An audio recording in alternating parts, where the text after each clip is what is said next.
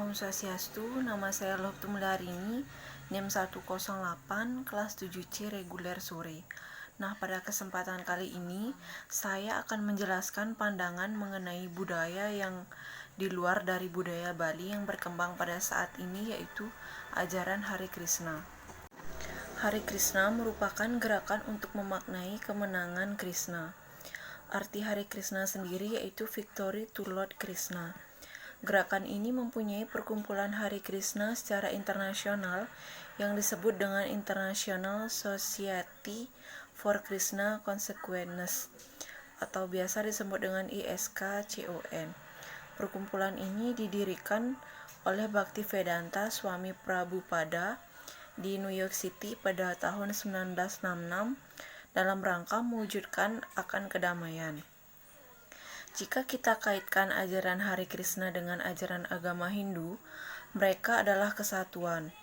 Dalam kitab suci Weda, kata Hindu tidaklah ada, tetapi diciptakan oleh para pengagum Weda. Budaya dan tradisi yang mereka gunakan saat kegiatan persembahyangan lebih condong dengan tradisi di India, dan Hindu yang di Bali lebih banyak dipengaruhi oleh tradisi atau budaya yang diturunkan turun-temurun dari leluhur. Seorang penyembah harus mengikuti aturan untuk menjadi vegetarian, dan ini merupakan pilihan mereka karena bentuk dari ajaran Hare Krishna.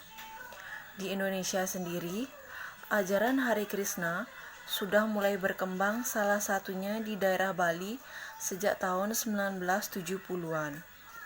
Vegetarian adalah salah satu fenomena yang sedang populer saat ini.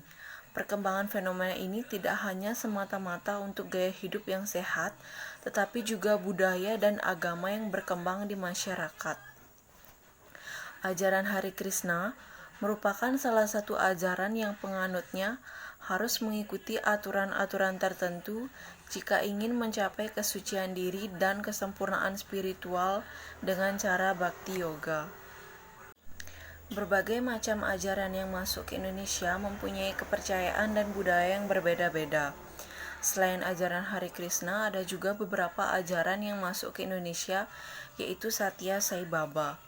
Selain Sai Baba, Brahma Kumaris juga merupakan salah satu organisasi yang mulai masuk ke Jakarta pada tahun 1982 dan di Bali pada tahun 1990 yang akan membahas kedamaian spiritual. Nah, ketiga ajaran tersebut mempunyai kesamaan, yaitu sama-sama ingin mencapai pembelajaran spiritual dan menciptakan kedamaian, namun mempunyai perbedaan antara satu sama lain dengan kepercayaan yang berbeda-beda pula. Ajaran Hare Krishna belakangan ini sempat menjadi sorotan perbincangan publik, khususnya masyarakat Hindu di Bali, dan pada akhirnya menjadi perhatian khusus bagi Parisade Hindu Dharma Indonesia atau yang biasa disingkat dengan PHDI Provinsi Bali. Menurut sisi pandang pribadi sebagai seorang mahasiswa, ajaran ini sebenarnya memiliki manfaat yang sangat luar biasa, khususnya bagi kesehatan kita baik secara fisik maupun mental. Di sisi lain juga, karena adanya unsur politisasi, sangat memungkinkan memicu suatu kontroversi di masyarakat. Hal ini lazim terjadi dalam perkumpulan yang diwadahi oleh sebuah organisasi sebagaimana yang telah dipaparkan sebelumnya. Hare Krishna ini sebenarnya mengajarkan pengikutnya untuk hidup sederhana, mengamalkan kebajikan, kasih sayang makhluk hidup dengan menjadi vegetarian atau tidak memakan daging dan telur, dan juga mengendalikan hasrat keduniawian. Hal tersebut dapat kita maknai bahwa betapa mulianya tujuan dari ajaran tersebut. Namun, pertanyaan yang muncul, mengapa ajaran Hare Krishna sampai-sampai harus diperdebatkan? Pertanyaan tersebut tidak dapat kita jawab hanya dari sisi permukaannya saja, namun perlu menyelam lebih dalam sampai ke dasar untuk memperoleh pemahaman yang lebih baik sebenarnya sebelum akhirnya menarik sebuah kesimpulan. Di sisi lain, muncul sentimen di masyarakat bahwa ajaran Hare Krishna ini akan menggerus keberadaan agama Hindu di Bali yang sangat menjunjung tinggi adat istiadat tradisi lokal. Apakah hal tersebut dapat mungkin terjadi? Bisa saja mungkin dan bisa saja tidak. Hal ini tergantung dari cara pandang kita sendiri dalam menilai.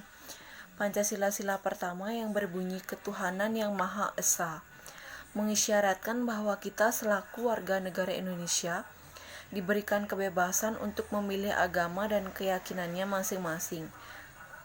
Pemahaman akan nilai-nilai Pancasila sebenarnya dapat dijadikan kata kunci untuk menjawab dua pertanyaan sebelumnya.